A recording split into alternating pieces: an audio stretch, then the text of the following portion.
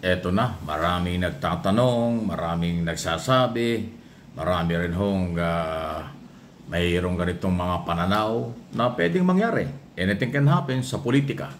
Sa politika, walang panghabang panahong kaaway, walang panghabang panahong magkaibigan. Binabanggit ko po ito, meron bang posibilidad at kailangan ba?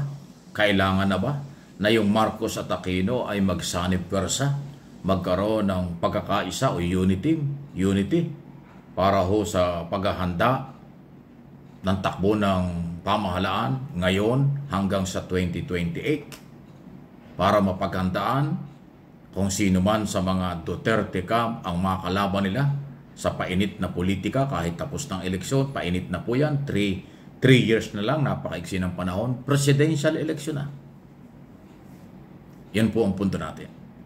Ang Marcos administration under President Marcos hanggang June 30 ng 2028. Pero magkakaroon po yan ng opisyal na kandidato na pagiging Pangulo, another 12 senador sa susunod na isang taon, 2 taon, at yan naman ang pag-uusapan.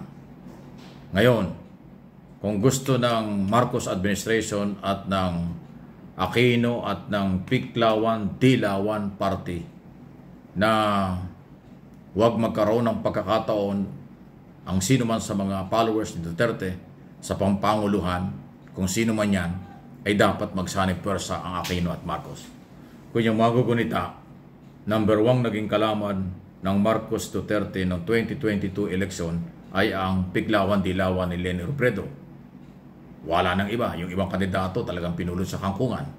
Ang Piklawan-Dilawan ang number 2 na malakas na kandidato ng 2022. So kung ganito at mamimaintain ang lakas ng Liberal Party, dahil nandyan si Bam Aquino at Kiko Pangilinan, nandyan si Leni Robredo na naging mayor ng Naga City, nandyan si Ontiveros na senador hanggang 2028, nandyan yung Akbaya na mayroong 3 nakaupo na taga-suporta ng Piklawan-Dilawan, abay hindi hubiro yan.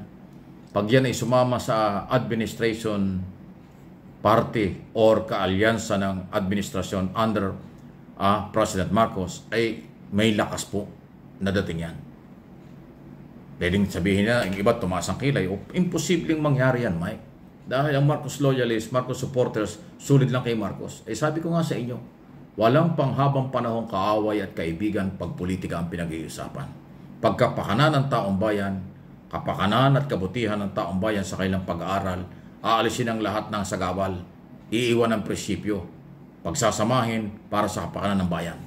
Kahit magkalaban sa matagal ng panahon ng politika, pwede silang magsama para hindi po tayo malagay sa mga alanganin at hindi malagay sa mga posibleng ibang kandidato na ibang hangarin kung hindi maghiganti sa Marcos administration at sa iba pang kalaban sa politika. Yun po yun.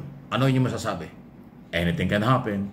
Marami pong pwede mangyari at isa lang yan sa palagay ko pag-usapan at pwede ho yan para sa maganda at katahimikan nang huwag nang magbalik sa madilim na galawan. Huwag nang magbalik sa Operation Tokang. Huwag nang mabalik sa paglabag sa karapatang pantao. Magkaroon ng koalisyong totoo na kayang harapin at solusyonan sa ilalim ng umiiral na batas ang problema ng bayan. Ayan po yan. Any comment, reaksyon, malaya po kayo dito sa aking mga channel. Mike Abi Opinions at doon sa isang channel natin, MA Pinoy TV. Congressman-elect Chel Jokno Akbayan at Congresswoman-elect Laila De Lima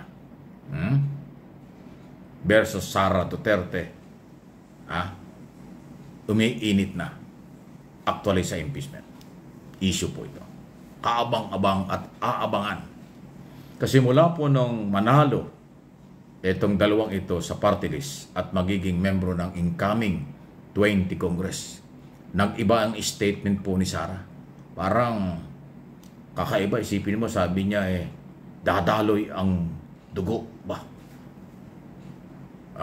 Ano yun? Blood.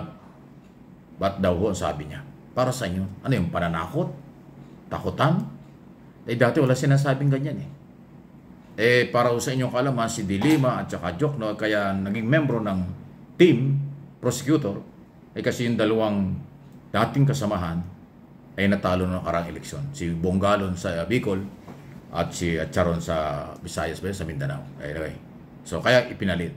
Mabilis ang desisyon ng Speaker at leadership ng House, ipasok si De Lima at Jokno sa prosecution. Pero bakit po parang biglang iba ang mga sinasabi ngayon ni Sara Duterte na sasalang sa impeachment trial? Para sa inyo, anong ibig sabihin nun? Abangan, kaabang-abang talaga. Sunod na pag-usapan natin, Senator Amy Marcos, tuloy-tuloy na ba ang pagiging oposisyon o pagiging kritiko ni Pangulong Marcos ng kanyang kapatid at ng pamahalaan?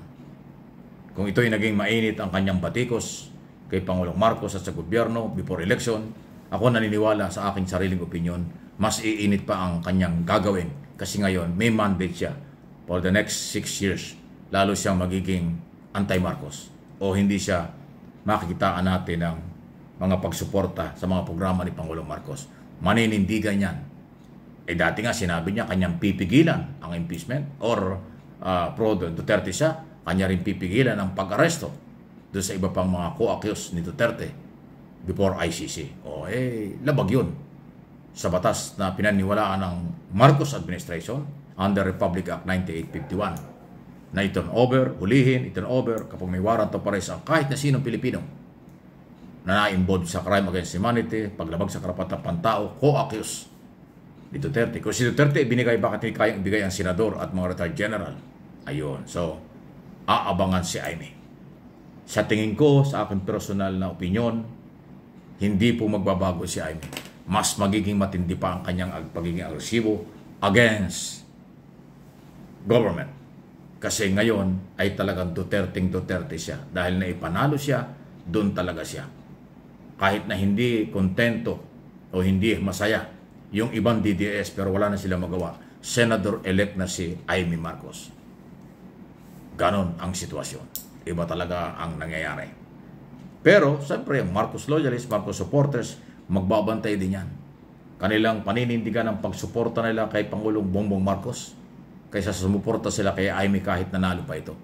Kasi mas gusto nila magtagumpay si Pangulong Marcos as President ng Republic of the Philippines hanggang 2028 kaysa sirain ng kapatid, sirain ng kung sino dahil sa ibang interest at political interest. Ayon po yung hindi tama.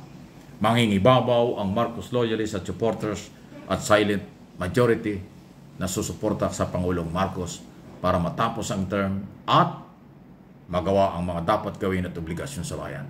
Yan po yung aking paniniwala at yan. Sana'y mangyari. Lahat tayo may sapantaha at may opinion tungkol dyan.